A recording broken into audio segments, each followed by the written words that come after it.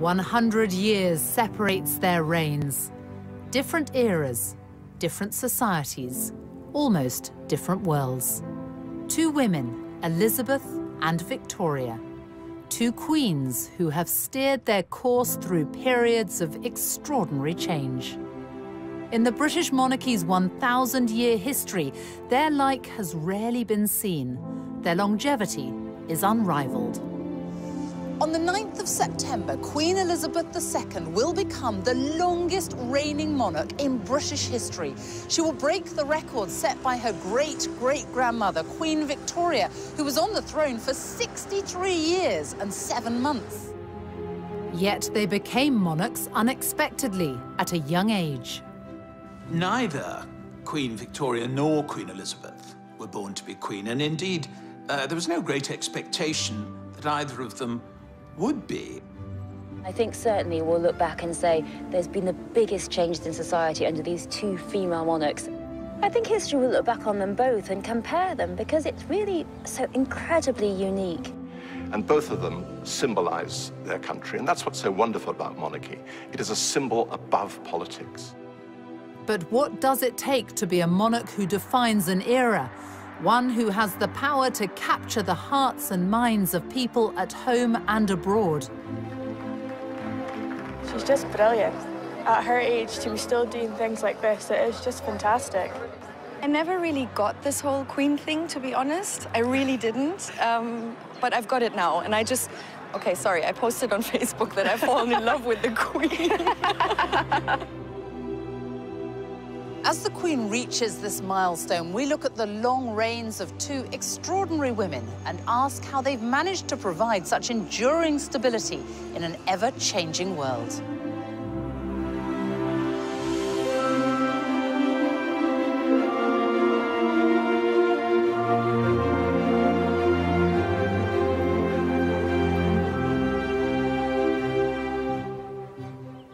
It's March 2015 at Canterbury Cathedral.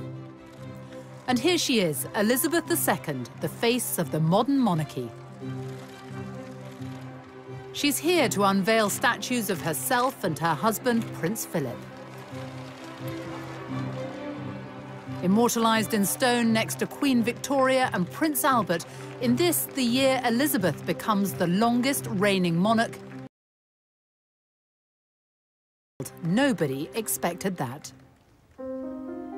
On April the 21st, 1926, a child was born to the Duke and Duchess of York, Elizabeth and Prince Albert, who was the second son of King George V. Elizabeth Alexandra Mary came into this world a princess. Her popular uncle, the Prince of Wales, was next in line to the throne, followed by her father. So no one ever expected that one day Elizabeth would become queen. And she certainly wasn't born in a palace. In fact, she was born right here. On Bruton Street in Mayfair, now a restaurant. A plaque is the only reminder that before the bombings of World War II, Elizabeth's home stood on this site. And here they are, the family at their home in 1927, and Nanny and baby Elizabeth. The young princess was expected to lead a relatively quiet life away from the full glare of the monarchy, which is just what people thought at the birth of another royal infant. Victoria was born in a palace, Kensington Palace, on May the 24th, 1819. At birth, she was 5th in line to the throne. And even though her mother was fiercely ambitious, no one could have known that Victoria was destined to become queen.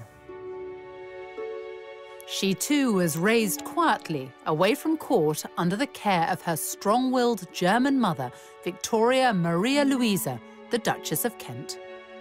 Here she is, Victoria. Victoria herself. Victoria spent her childhood here in Kensington, and she said herself, "I had a very unhappy childhood." And she was also a long way from the throne. No one thought she'd ever come anywhere near it. Basically, when she was born, she was intended to be married into other royal families, a very minor royal, so no one thought anything much of it. By her own account, Victoria was brought up very simply here in a suite of rooms on the first floor of Kensington Palace. It was a privileged but isolated existence. What we do know is that she remembered later on this terrible, oppressive, melancholy childhood. We think it was a little bit more complex than that. In what way? Well, she was lonely, but she was also very imaginative. She had 132 dolls, and they're all very neatly and in a very organized way listed in her inventory, which she kept at the time. She must have had a sort of very, a dream world, the way she played with these dolls. I suppose she had a lack of friends. We wonder whether some of the costumes could possibly be made from fabrics that made Princess Victoria's dresses. That's not something we're able to prove, but it's a possibility. Before she was 1, her grandfather and father died. And when her uncle George IV passed away, another uncle became king, which meant she was next in line to the throne at the age of 11. Life became even more restrictive. Her mother kept her under, well, pretty much lock and key. They called it the Kensington system. They wanted control of her. So they kept her under 24-hour surveillance. She wasn't allowed to have a single minute alone, because what they wanted was her to come to the throne at, say, 10, 12, and they be the one in the power. They be the one being regent.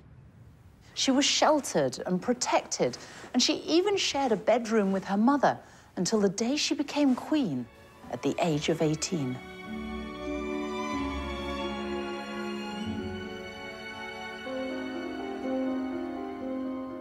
In stark contrast, Elizabeth's early life was happy and carefree. She had the constant companionship of her younger sister, Princess Margaret. Princess Margaret. We four. They had the common touch. They had ordinary Scottish nannies. Scottish nannies looking up.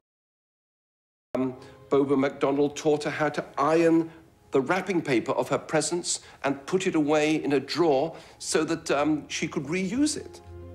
But she went on the bus, she went to the museums, and all the time, in those early years, she was just being prepared for the life of a young lady of the middle to upper classes. But all that changed suddenly in 1936.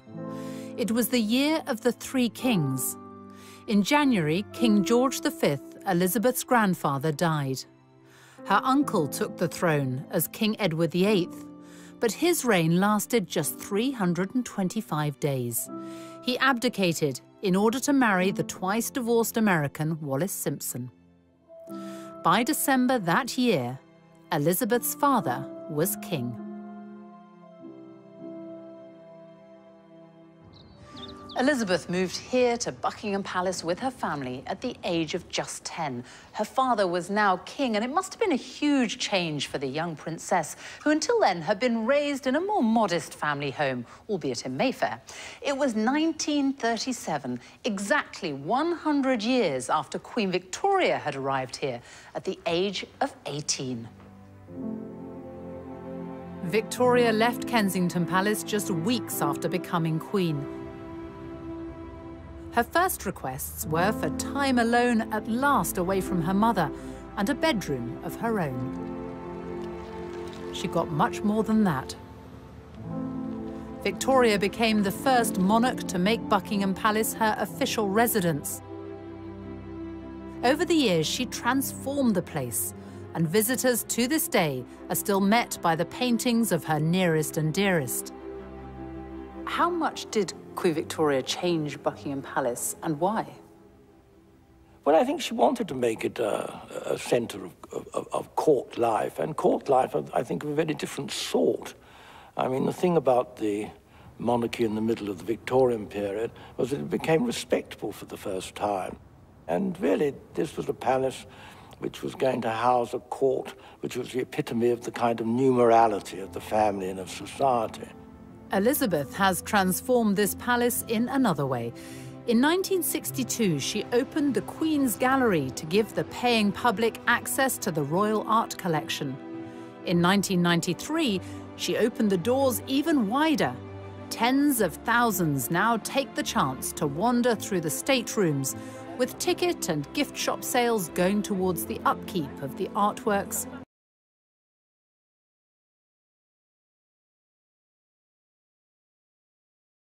Guests are invited to a reception at Buckingham Palace for the Queen's Award for Enterprise, now in its 50th year. And each guest is greeted personally. It means a huge amount to these businesses. You could be in China, you could be in India and Brazil. People will see the emblem of these awards and they will know that you've got that because you're a very successful British business, and it actually then leads to more business, which is great news for Britain. Such a boost to me personally, to my confidence as a businesswoman, but obviously to the business. I've met so many fantastic other businesses, so I look forward to a lot more business networking as well. The questions she was asking tonight were quite interesting. They were very business orientated, and she obviously knows what's going on, which is great, you know. The Queen herself is such an inspiration for all of us. And so for women in general, I think, you know, I mean, an inspiration of hard work, dedication, you know, like what entrepreneurs should look up to.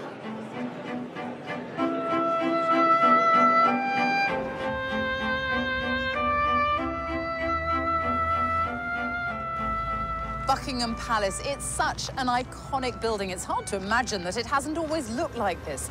But Queen Victoria wanted to extend the palace, and so she sold Brighton Pavilion to pay for it and added on this whole frontage, everything you can see now, including, of course, one of the most famous balconies in the world. Here's Victoria in 1893, first photographed on the balcony. And Elizabeth, her great-great-granddaughter, making her debut as a baby. Across time, the balcony became a sort of rallying point for the nation. No more so than in May 1945, when war in... as Elizabeth stood proudly by him in her uniform.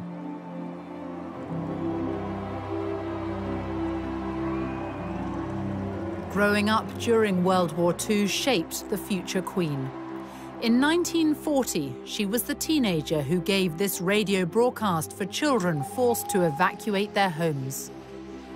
My sister Margaret Rose and I feel so much for you, as we know from experience what it means to be away from those we love most of all. You would have thought that the royal family would have been moved a long way away to safety, but instead the princesses came here. They lived here in Windsor Castle for much of the war, and the castle was stripped of all its finery. The paintings were removed and hidden in caves in Wales and other places. And it was a very much diminished castle, except for the magnificence of the buildings. There was a big air raid shelter built under one of the towers, which no one liked using, but they did when the air raid sirens sounded. As the bombing raids of the Blitz hit, it was suggested that the princesses should be evacuated, to which the Queen Mother had an immediate reply. She said, "The children would never leave without me. I would never leave without the king, and the king will never leave." Indeed, in September 1940, the king and queen were very nearly killed when a German bomber flew up the Mall and dropped its bombs directly on Buckingham Palace. They concealed how nearly they came to death. They realized instantly that they had to be the focal point of the nation at war. And that was transferred to Princess Elizabeth, and we have seen that ever since, duty is what has defined her and led her and inspired her. Elizabeth, unlike Victoria, was able to learn the art of being a monarch from her parents.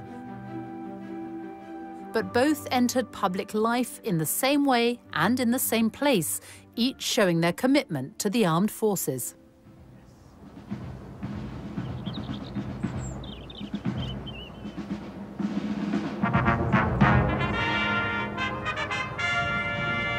Queen Victoria came here here to Windsor Castle to review her troops for the first time when she was just 18. A century later, Elizabeth, then still a princess, followed in her footsteps on her 16th birthday. It was her first official engagement. The British Grenadiers then marched past Her Royal Highness the Colonel.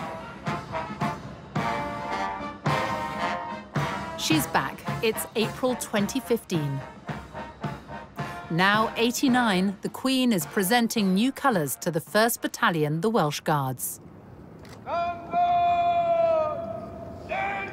She knows the military inside out and played her part in the war effort when she joined the Auxiliary Territorial Service at the age of 18.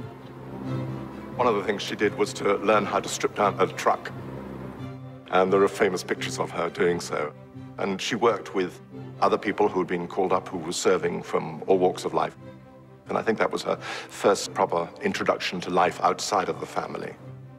And these were all sort of incremental steps in her training, if you like, towards being the monarch.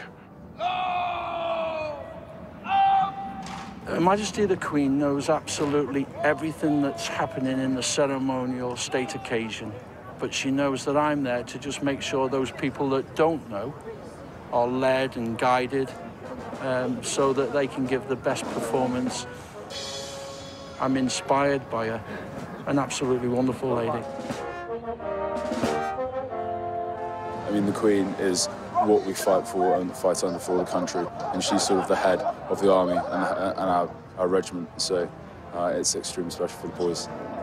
Do you think that the Queen really does understand what you do, what you go through? 100%, 100%. I think she probably knows more than anyone in her time of understanding what sacrifice for the country is, and she's an extremely, extremely special person. Recognition from the monarch has always been highly prized. At the end of the Crimean War in 1856, Queen Victoria introduced the Victoria Cross for bravery. A medal has been created in Elizabeth's name too, the Elizabeth Cross, for the next of kin of British servicemen and women killed on military operations or by terrorism. 2 recent tours of Afghanistan have seen the Welsh Guards lose 9 men. Lieutenant Mark Everson was one of them. You have been awarded the Elizabeth Cross. Yeah. In memory of your son. Yes. Just explain what the Elizabeth Cross is and how important it is to you. Most awards that are given to soldiers, but this is something for the families, which is actually saying, you know, the families are involved in this as well. However prepared one is for soldier death, it leaves a huge hole in families.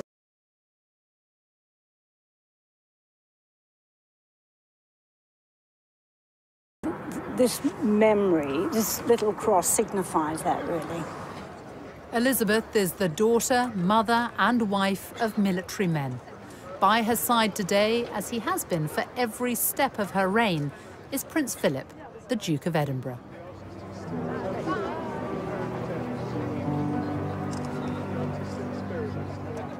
They got to know one another in 1939, as Elizabeth accompanied her parents on an official visit to the Royal Naval College, Dartmouth. The cadet assigned to show her around was Philip, a prince by birth of Greece and Denmark, also a great-great-grandchild of Victoria's. The Queen saw him, this handsome young Viking with his sense of humor. I think right at the start, his lack of reverence, his sense of informality appealed to her, as well as his stunning good looks. They became pen pals, with Elizabeth keeping a photo of a bearded Philip as he fought for his adopted country, Britain. It was a love match. And in 1946, after a holiday at Balmoral, they got engaged, and though secretly, because the King and Queen asked them to postpone the public announcement until the following year. The royal family and Princess Elizabeth's fiancé have permitted these special film studies to be made in response to the rapidly mounting worldwide interest in the forthcoming royal wedding on the 20th of November in Westminster Abbey. I am Alexandra Mary. Take thee, Philip. Take thee, Philip. Philip. To my wedded husband. To my wedded husband. To have and to hold. They wed when Elizabeth was 21.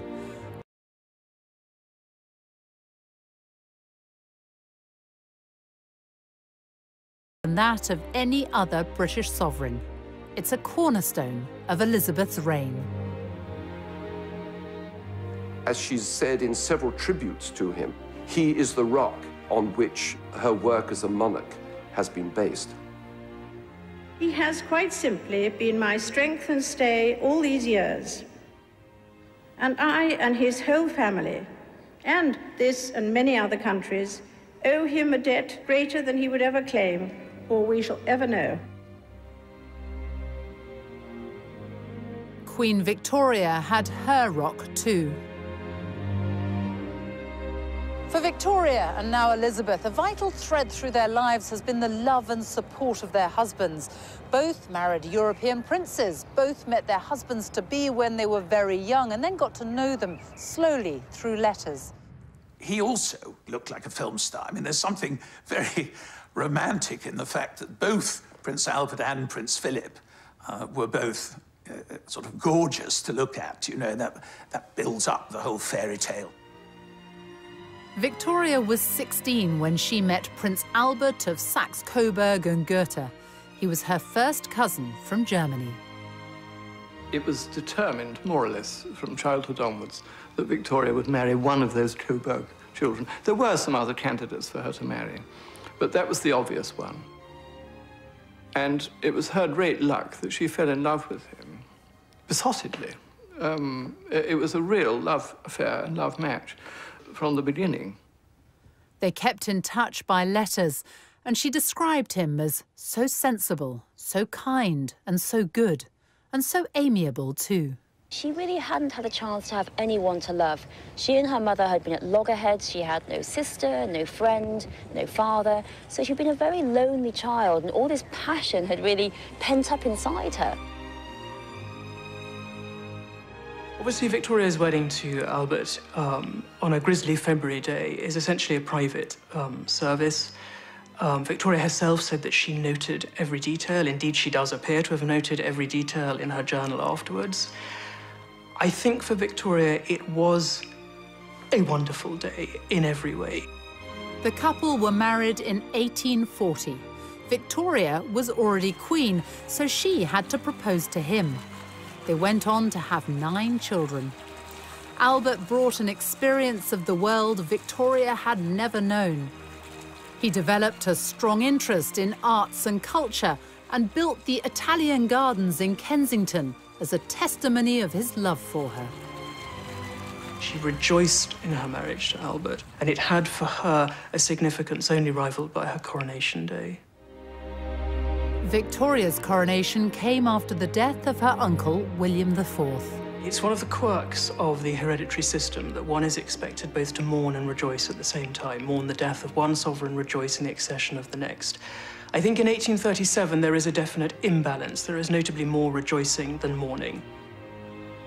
She loves being queen at the age of 18. She tells the wife of a courtier that she woke up one morning afraid it might all turn out to be a dream. She thoroughly enjoys the dream. 400,000 people flocked to London for her coronation, helped by the transport revolution, the railways, and the hopes of a nation resting on youthful shoulders, something shared by only 2 women in more than 100 years. Elizabeth's path to accession came in 1952. In January, she and Philip were waved off at the airport by her father, King George VI, as they began a Commonwealth tour in his name. It was the last time they would see one another. He was only 56. On February the 6th, 4,000 miles away from London, Princess Elizabeth was brought the news the world was soon to hear. It was announced from Sandringham at 10:45 today that the King, who retired to rest last night in his usual health, passed peacefully away in his sleep earlier this morning. People were shocked by the death of the King. It wasn't anticipated, except an inner circle who knew just how ill he was. Elizabeth returned to London in mourning, a young woman who now held the future of the monarchy in her hands. For 4 days, King George VI lay in state in Westminster. I remember walking past the catafalque of King George VI. My mother took me and my brother Rory, and I was only 3, and we queued for hours. You can't imagine that now, can you? Queuing for hours outside Westminster Hall, but she said, you will remember this all your life, and this is something we owe him. The nation mourned for the man who had saved the British monarchy. He passed on the essential value of duty to his daughter, something his great-grandmother, Victoria, understood well herself. In 1838, Queen Victoria, at the age of 19, came here to Westminster Abbey for her coronation. Just over a century later, her great-great-granddaughter Elizabeth followed in her footsteps and was crowned right here in the very same place. More than 8,000 people packed the Abbey that day, and millions were watching on the television around the world. Elizabeth was 27 years old and the mother of 2 young children.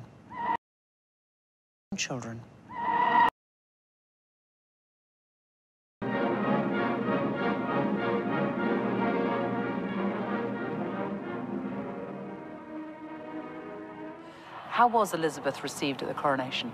We all became romantics on a huge collective scale. And of course, the setting in this abbey, where the very stones talk, with the old statesman in marble looking down on it, Disraeli, Gladstone, Peel. We were right in the middle of this wonderful combination, which the Brits pride themselves on, or did, of juxtaposing tradition and modernity and making the two work together. But above all, the young woman sitting just over there.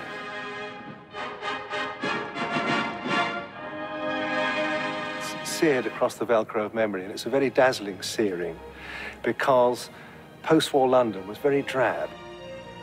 We'd lost 1/3 of our wealth in the war. There was still rationing. Very few people had any new clothes. And yet suddenly, in amidst this heroic drabness, there was the starburst of the coronation of the new, beautiful young queen.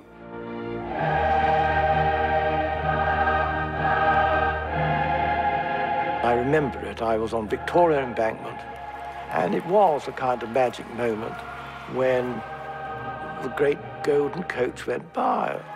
And then this smiling figure, it was one of the moments of the reawakening of the country after a long and tense and deprived period. And for those who weren't there, thanks to the revolution of television, the nation could watch from their living rooms. 27 million people in Britain in June 1953 watch at least half a day's television coverage. The number of BBC licence holders doubles that day. So there is this sense of what newspapers referred to as coronation fever. We've only known in recent years that it was, in fact, the Queen who said, yes, it ought to be televised. An acknowledgement that the monarchy, as it were, belongs to the people. You've got to, with the new means of communication. And then this smiling figure, just all the diamonds reflecting, with the Duke of Edinburgh. But I mean, I remember it so absolutely vividly. 5 months after her coronation, Elizabeth returned to the Commonwealth tour she'd begun before her father's death. Now she was Queen and also head of the Commonwealth of Nations, which, from small beginnings, has expanded during her reign to take in 53 countries. She has visited almost all of them. I think historians will look back on the reign and achievements of Elizabeth II and pick out the Commonwealth. The Commonwealth is a real family, so successful that countries that are not former British colonies have asked to join and been allowed to join. For Victoria, she was Empress of India, with the reach of a global superpower, the British Empire.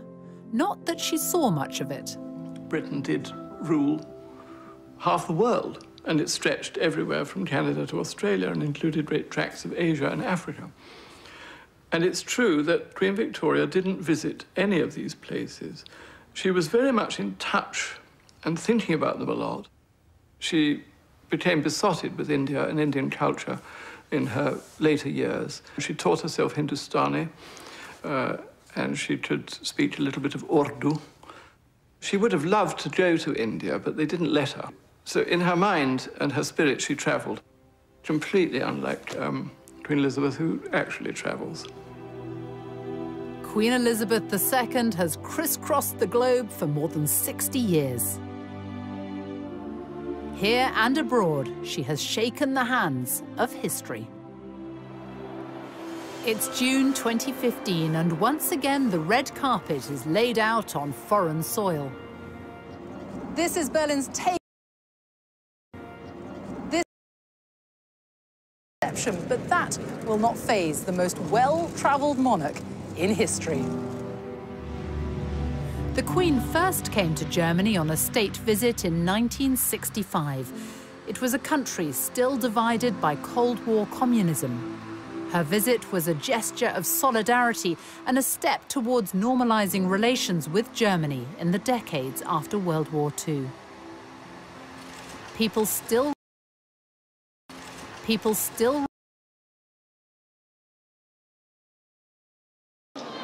For my husband and me, it is a deeply moving experience to be with you here in this courageous and famous city. 50 years on, Germany, now a unified country, has changed dramatically. The welcome for the Queen hasn't.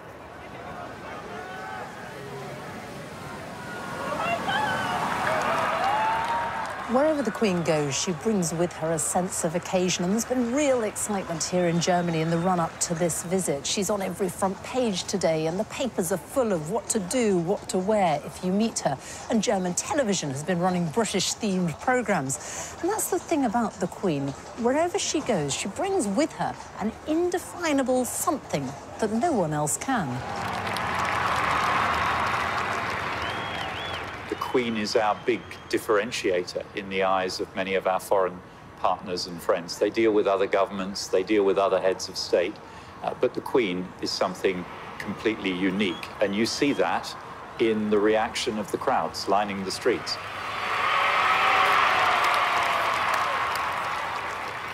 Two of the most powerful women in the world, one a monarch, the other the German Chancellor, who has been dubbed the Queen of Europe, and the German Chancellor, who has been dubbed the Queen of Europe. And given the question mark over the future of Britain in the EU, the timing of this state visit is being seen as something of a diplomatic coup.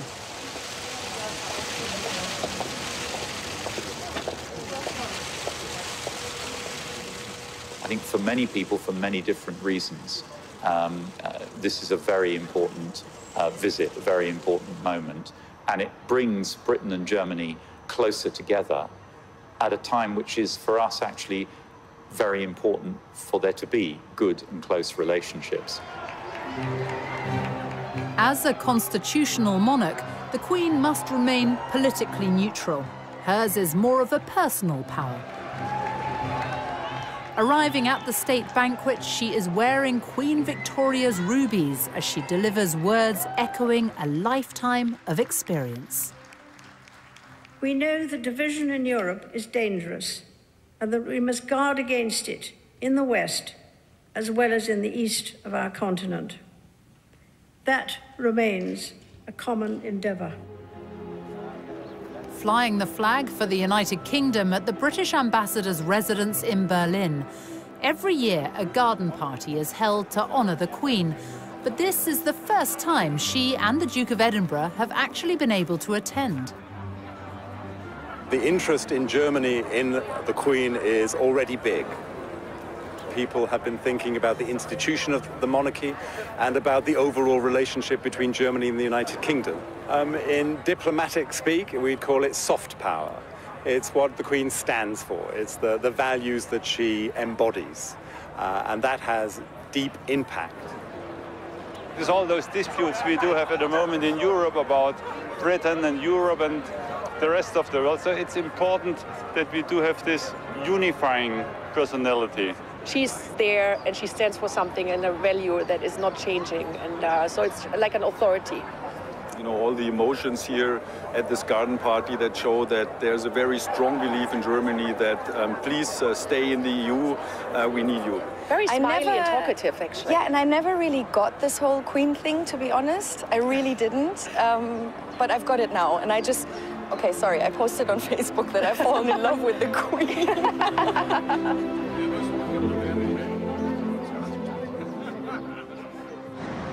In Germany's modern democracy, sections of the wall which once separated East from West in the Cold War now stand only as symbolic fragments. And this is a country which remembers its deeper past, those who were killed in one of the most dreadful persecutions in history.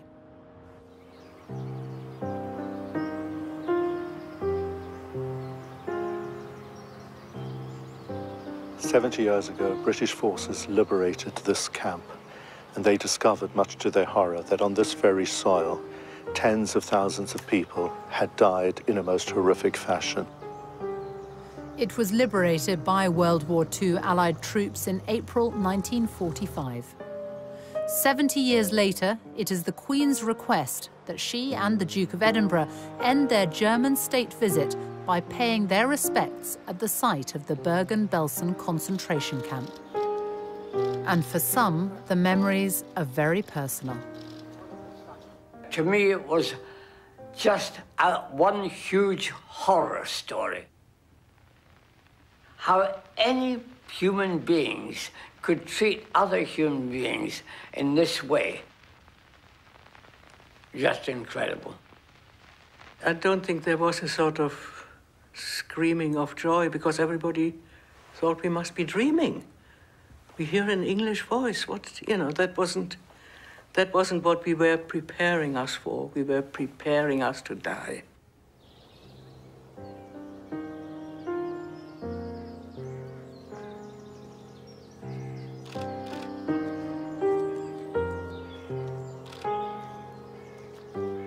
Her visit shows that she takes human suffering seriously. She identifies with the pain and deep suffering of the Jewish people. And together with so many other people, she's absolutely determined to guarantee that the horrors that took place here in Belsen will never happen anywhere else again.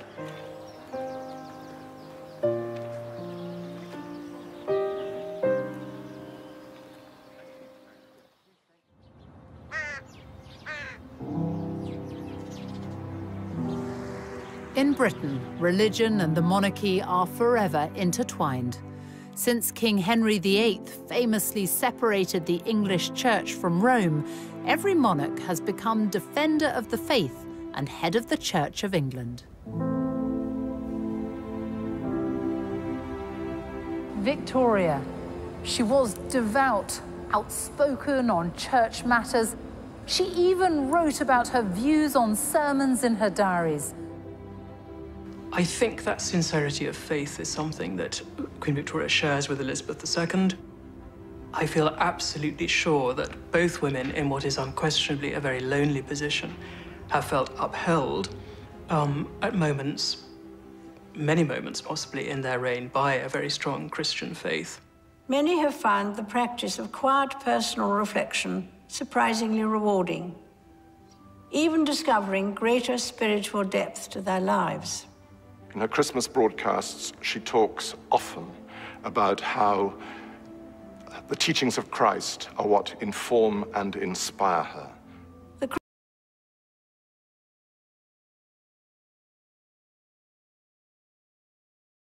Feet very firmly on the ground, but spiritually, she's got this dimension in which her personal faith is linked to her duty as a monarch. And each monarch also has formal duties in relation to the government of the day. It was during Victoria's reign that political power moved away from the sovereign, but she still kept a keen interest in the details of political life, as does Queen Elizabeth, who at the start of her reign decided to change the monarch's regular meetings with the Prime Minister into a weekly affair, the audience. When Parliament sits, the Prime Minister arrives for their regular meeting, where the Queen has what's been described as the right to be consulted,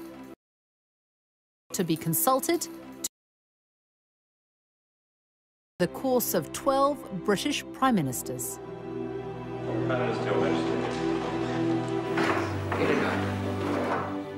Her first PM was Winston Churchill, who'd known Elizabeth since she was a child and was the only elected Member of Parliament under both Victoria and Elizabeth. Well, Churchill was in love with her. There's no other way of putting it. A member of his private office said that he was dotty about her and felt very protective of her and wanted to ease her into the duties of monarchy.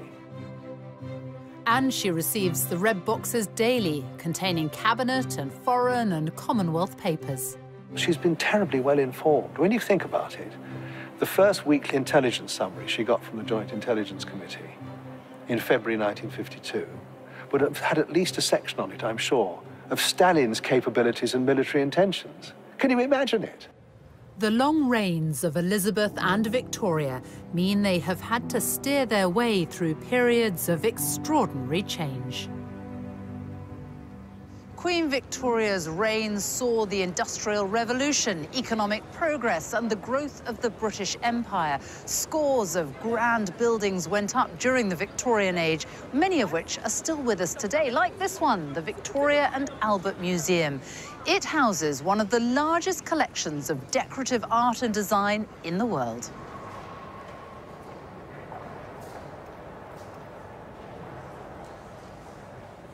So, what is Victoria and Albert's legacy in terms of art and culture? It's fundamental. I mean, this museum, as you know, is the Victoria and Albert Museum, and that name is not an accident. It was renamed the Victoria and Albert Museum in 1899, and it was one of Queen Victoria's last public appearances when she came to lay the foundation stone of the front of our museum. How big a role did Victoria and Albert have in bringing the arts to the people? Throughout her life, and indeed throughout Albert's life, they were actively promoting education and culture, art and science. This whole complex at South Kensington is thanks to the way they supported and promoted these activities. So much so that this area became known as Albertopolis, also taking in the Albert Memorial, Victoria's vast tribute to the man she adored, who died at the age of 42.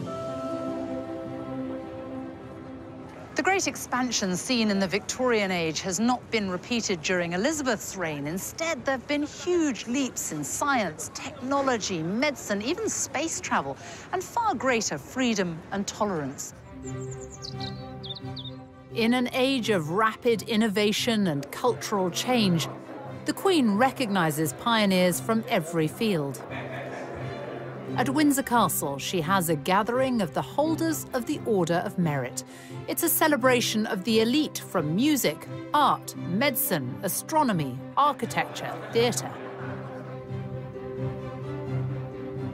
Queen Victoria may have been the first monarch to try the telephone with none other than the inventor Alexander Graham Bell. But it was Elizabeth who in 1958 made the first direct-dialed long-distance telephone call. This is the Queen speaking from Bristol. Good afternoon, Lord Provost.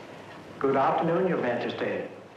She was the first British monarch to send an email in 1976 and has a Twitter, Facebook, YouTube and Flickr account in her name.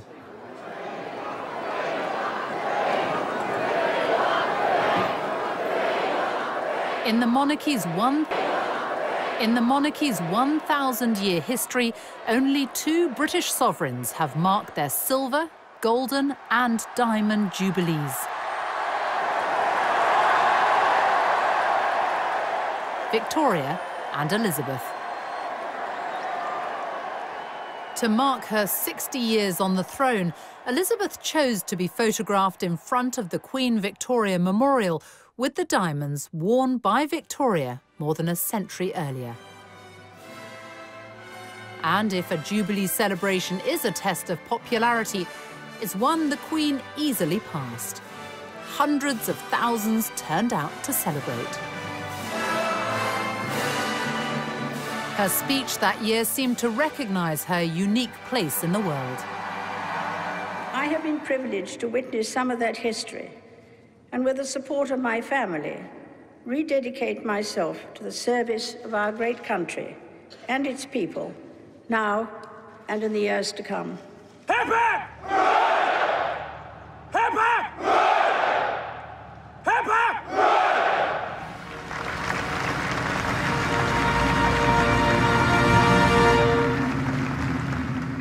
And then that same year, for the London Olympics, the Queen was cast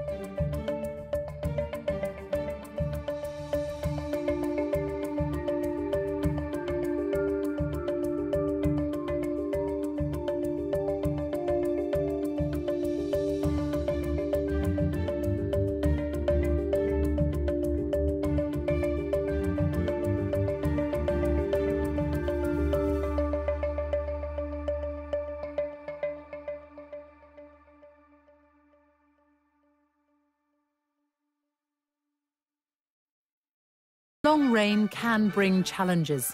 Unlike Elizabeth, Victoria had to spend almost 4 decades without her beloved husband by her side. Queen Victoria did flack after the death of Prince Albert, not for the rest of her reign, as some people mistakenly think. It was really for about 10 years that she was much more in retirement, and she worked all the way through it. I mean, there's a fantasy that she was just lying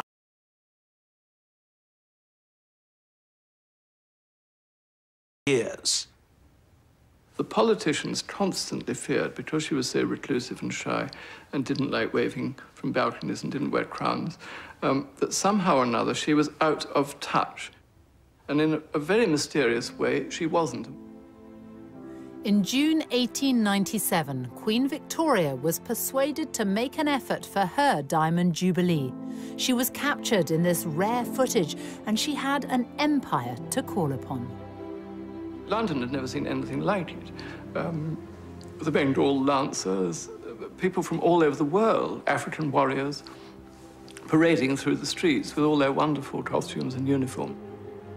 It was partly a demonstration of this extraordinary political stability, that this institution, which had been so fragile in 1837, was now going stronger than ever in 1897, thanks to this very eccentric, clever but strange woman sitting in an open carriage riding through the streets of London in a black bonnet.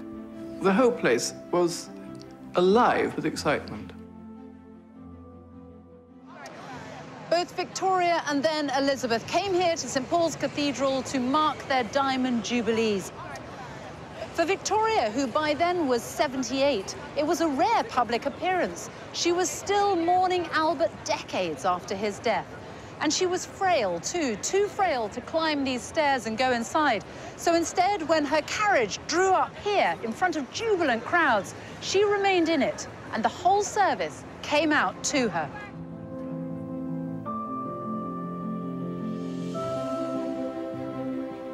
But we do know what Queen Victoria thought about her Diamond Jubilee. She wrote about it in her journals, and just a few years ago, Queen Elizabeth had them all put online. Victoria wrote, "A never-to-be-forgotten day. No one ever, I believe, has met with such an ovation as was given to me, passing through those 6 miles of streets, including Constitution Hill. The crowds were quite indescribable, and their enthusiasm truly marvelous and deeply touching. The cheering was quite deafening, and every face seemed to be filled with real joy. I was much moved and gratified."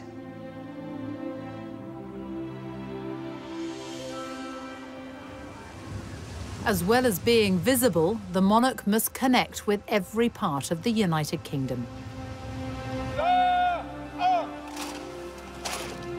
Today, the Queen, a direct descendant of Mary Stuart, Queen of Scots, arrives in Edinburgh for Holyrood Week. It starts with the ancient ceremony of the Keys, unchanged since Victoria's time. Well, it's a very significant process because it's the presentation of the city's keys to the monarch. But also, you know, for people of the city, it's a meaningful event because it's about the Queen's authority in the city. It's also about a welcome for garden party guests in the spectacular grounds of the palace. Royal garden parties were introduced by Victoria at Buckingham Palace in the 1860s and brought here to Scotland by Elizabeth's grandfather, George V. This is the Queen attending as a child. 8,000 people have been invited to this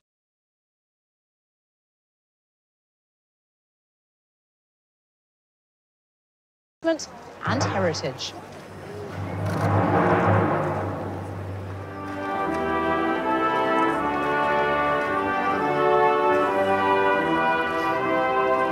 She's just brilliant. At her age, to be still doing things like this, it is just fantastic. I think today has been a very good example of exactly what we as a country do well, and I think she's at the very heart of it. And the fact she visits our islands, you know, she embraces all the parts of Scotland that we love. Her and the Duke have done a marvellous job over the years, and I hope they'll have many more.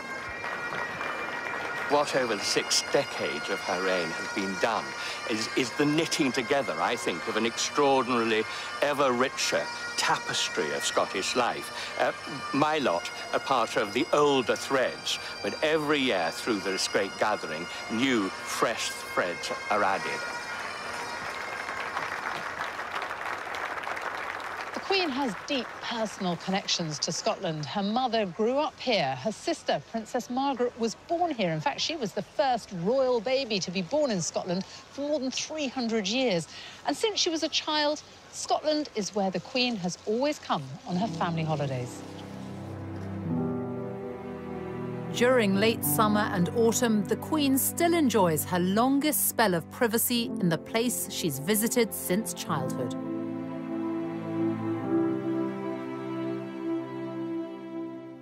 It's a tradition started by Victoria, who in her 20s was only the second reigning British monarch to venture north of the border since the days of Charles I. Queen Victoria and Prince Albert fell in love with Scotland. Prince Albert saw Germany in it. He was reminded of Germany, the sort of forests of firs and all that kind.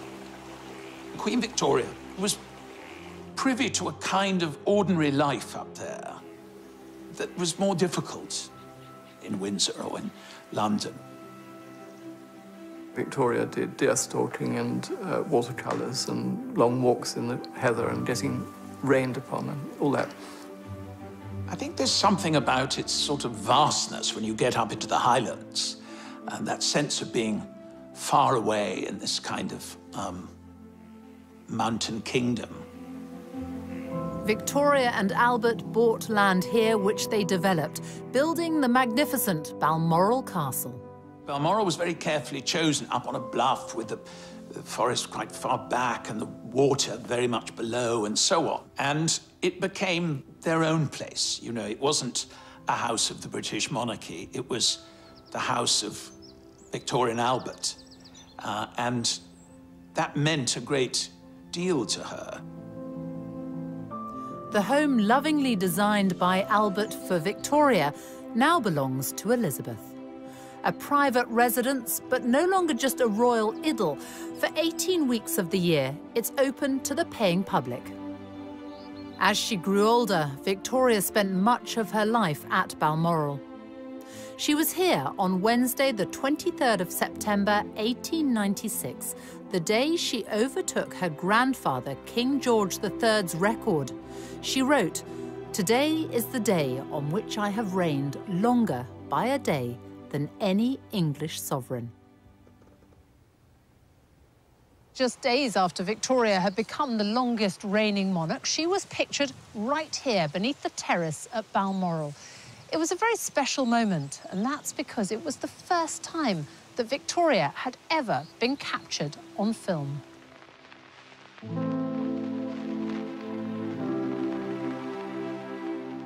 Here she is, surrounded by dogs, children and grandchildren. Victoria, a focus of national unity, who chose to mark her momentous day quietly. Elizabeth will also be in Scotland, but will carry out some official engagements.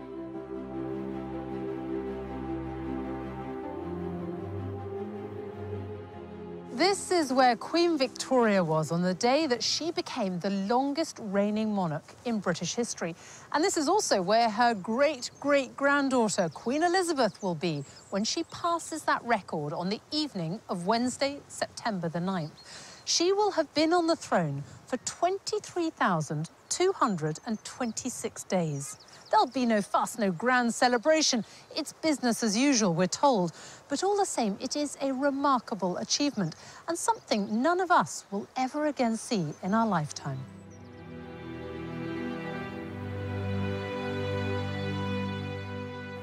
Even for those that don't think about the monarchy or don't follow it particularly, the fact that she is there and it's there as an institution and she never puts a foot wrong. I don't think we should withhold our gratitude to both women for keeping this institution, which I think many people cherish, in spite of all the jokes they made about it. By being inscrutable, untouchable, unfashionable and unfaddish, the Queen remains a concept that all people potentially can connect with. And I think that's a very important and valuable aspect of our national life. And she simply is always out there meeting people, speaking to people, and very much identifying herself with the whole population, not just one certain group of it. Politicians come and go when they talk about the big society. The Queen and the royal family have practiced it and continue to practice it in all sorts of ways. And that stems totally from the sense of duty and religious convictions of Elizabeth II. This is a great country, and one of the reasons it's great is because we have had this continuity of kings and queens for so many centuries, and this queen is probably going to be seen as one of the greatest of all. I think what she has done is she has made us all believe again in the viability of the institution she represents. And to me, that's a great achievement. I declare before you all that my whole life, whether it be long or short, shall be devoted to your service and to the service of our great imperial family to which we all belong. That I shall not have strength to carry out this resolution alone unless you join in it with me, as I now invite you to do. I know that your support will be unfailingly given. God help me to make good my vow, and God bless all of you who are willing to share in it.